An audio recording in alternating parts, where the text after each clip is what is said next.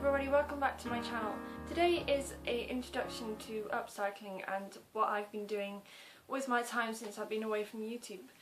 So if you're wondering what on earth is upcycling and what on earth am I rabbiting on about, well, upcycling is basically taking a piece of clothing and changing it to how you want it. So changing it to your shape or to your size, or changing it to your likes or your style, or one of my projects. And this is my dress, which was my summer dress.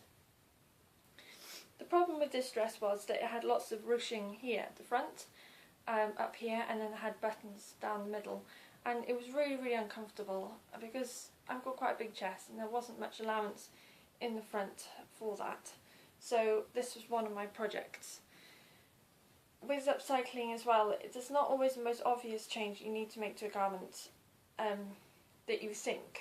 Because I changed this and I think I had a bit of body dysmorphia because I seemed to think my chest was a lot bigger than it was, and consequently it made this a bit too big and it's falling forward quite a lot.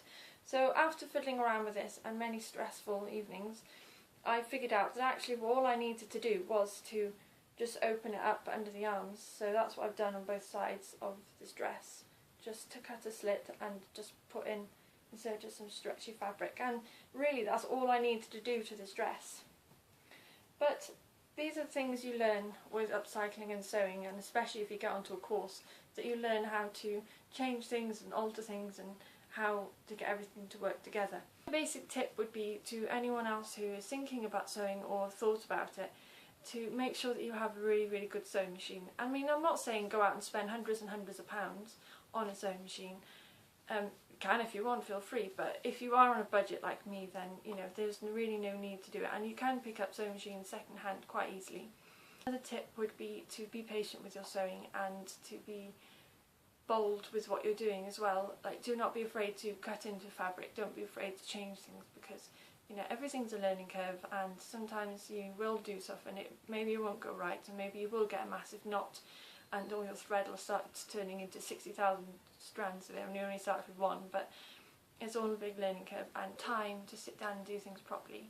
Make sure that you have time to you know, work through your fabric and work out how you want it, and planning what exactly you're going to do with your garment before you start cutting and sewing into it. But that's another thing that I didn't do, is you know, start chopping, going yeehaw, let's go into this, and then realise that actually what I've done doesn't actually work, which is the story of this dress. And make sure you've got lots and lots of tea, because you know when you get stressed, tea fixes everything. So yeah, that's my top tip, is to make sure you've got plenty of tea, and preferably someone to make tea. It's even better. And I've just got a few little bits and pieces that I've picked up over the last 5 weeks, and I just wanted to show them to you. So my first thing that I bought, and this is my favourite thing I bought, and other than my sewing machine, and this is my little sewing kit. Here's my little sewing kit, lots of threads, lots and lots of threads with this kit, so that's quite handy if you're doing hand sewing. They're all trying to escape from me now. I've got a rotary cutter, which is handy for cutting fabrics. It's quite easy just to do a straight line rather than cutting the hours with the scissors, so that's quite handy. A foam t-shirt for some unknown reason, we're not quite sure why that's in there. I think maybe you forget what a t-shirt looks like, who knows. A little box of poppers and clear buttons and safety pins, which is quite handy. I might pinch the safety pins out into my handbag, because you never know when you need one. I've added a few bits of my own in here. Ooh, what are you doing? I picked up a few bits of lace, because I've gone a bit lace crazy, it has been said. So I just got this bit of lace and some more lace and some more lace and some more lace. So I got plenty to work with here. Yeah, that's really exciting. I got some hand needles for hand sewing. I got a, oops dear, gosh, you're tangled up here. I've got some pins to pin down or tack your garment. which is quite handy to have because you don't want that moving around when you're sewing. And another tip that I would say if you are sewing with these is to make sure that if you are pinning them into your garment and you're sewing the machine, so say my finger is the foot of your machine, make sure the head of the pin, so the colourful bit there, is facing the foot of the sewing machine. So as your fabric is going under the sewing machine, that you can pull these out. Don't do it the other way because you could wreck your foot, and yeah, it's just a bit of a nightmare if you do it the other way around. So yeah, that's my top tip, is to make sure you put them the right way. A very handy little tape measure, which is really, really good because tape measures are vital. A pin cushion, which is also vital for the runaway pins, because the last thing you want to be doing is flaming geese. He'll be a pin cushion soon. Last thing you want to be doing is losing your pins and then standing on them in the middle of the night. So yeah, pin cushion is vital. I got some thread wheels here, just 2 thread wheels, and yeah, these are great for hand sewing. I got a thimble. I don't know who uses thimbles anymore, but if you're sewing, hand sewing, you don't want to be repetitively stabbing your finger with a needle. That will hurt after a while. And I've got the other half of my unpicker, so I'm guessing that is probably on my sewing table somewhere. I've also gone a little bit crazy when I bought all this lace. I went to the range and I bought some fabric. I don't know whether Range is a chain store, whether they're all over the UK, but I know they've got a lot of my money at the moment. So I bought this fabric. I saw it and I could just not leave it there. It was so cute. It's got a little birdie in a cage, and someone leaves, and yeah, just really, really cute. And as you can tell from my wallpaper behind me, that I quite like birds, so yeah, I'm not quite sure what I'm going to do with this yet.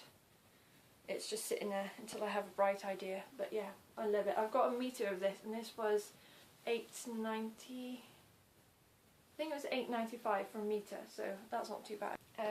Other thing I bought is a really, really good pair of sewing scissors. Now, with sewing scissors, it's almost as good as having a good sewing machine, because these, when you're cutting fabric, you want it to go as smooth as possible. Yeah, you must only use these fabric scissors with fabric and not on paper or anything, because as soon as you do that, you will blunt them and then it won't be very good anymore. Books were given to me by my mum. So last year my mum bought this. This is showing how long it's taken me to actually pick up sewing. But she bought this book for me, and it's taken me like a year to actually get around to sewing, so sorry mum. So yeah, she bought me this book, and it's called Sew It Up by Ruth Singer. They've got step-by-step guides on how to do things, so this is how to make the Suffolk Puff Masterclass. And the next book I've got, and this was given to me last week, a year on from having that book, and this is called Sew It Over, Sew It, Wear It, Love It. And I do love this book, so thanks very much mum. And this is just a great book, and this lady in here is just so inspirational, and it's written by Lisa Comfort, and oh, just look at that skirt. Isn't that the most beautiful skirt? And it's basically, she's done is like step by step on how to sew everything, and yeah, it's just amazing. I mean, look at that page, all those fabrics. So yeah, it's a fantastic book. So if you are looking for sewing inspiration, then sewing books I think are the best way to go about it, because they're just fantastic. So that's the end of my video, end of my haul. I really, really hope that you've been inspired to maybe pick up sewing or pick up something creative, because I think it's really, really good for people to sew and do creative stuff in their spare time. And yeah, let me know if you are going to try anything or you are sewing. That'd be really, really cool to know what you're doing. I will be updating on my progress of what I've made so far and what I've completed. I'll be putting it on my blog, and every Friday I shall try and do a video as well and show you what I've done, and maybe some tutorials. And if you want to challenge me to do anything, then yeah, leave your comments down below, and I shall read them and pick out the less difficult ones. Alright guys, well take care, and I will see you next week. Don't forget to subscribe as well, and yeah, that'll be cool. You'll know when I put a video up next. Alright, take care, bye!